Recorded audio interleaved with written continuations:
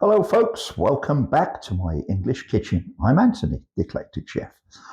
Tonight we're going to be making a special rice #1.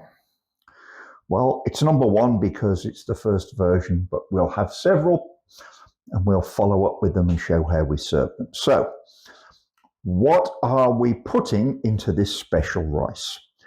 Well, up in the top right here, we have some sake, which we're going to add. Next left, Tilda brown basmati rice. We think brown basmati rice adds a really nice taste and texture.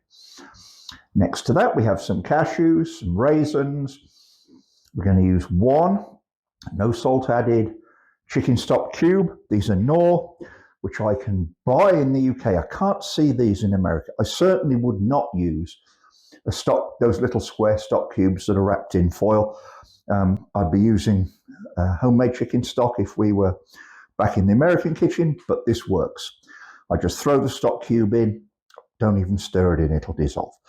We have a little packet of saffron, some mushrooms, and one small to medium onion chopped. Now, if I were doing this for a meat sauce, like a mild curry, I'd probably omit the mushrooms. Tonight, though, we're going to be serving this with a British sausage, a Cumberland sausage, which is a particular type, and we're going to serve that sausage on a cherry tomato concasse. We'll show you that when it's plated up, but this is really about the rice. We're going to cook this in the Instant Pot. Quick mention, Instant Pot rice function does not work with brown rice. We will have 150% fluid to rice plus a little bit.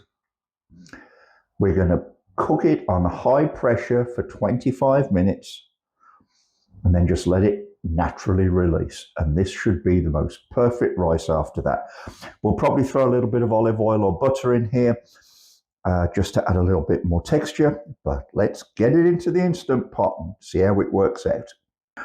Yes, I stirred this a little bit, but this rice, if you follow my prescription, has come out perfectly. Let's plate it up and just have a quick look at it. So here's our special rice put into a bowl prior to serving. I want you first to notice the yield.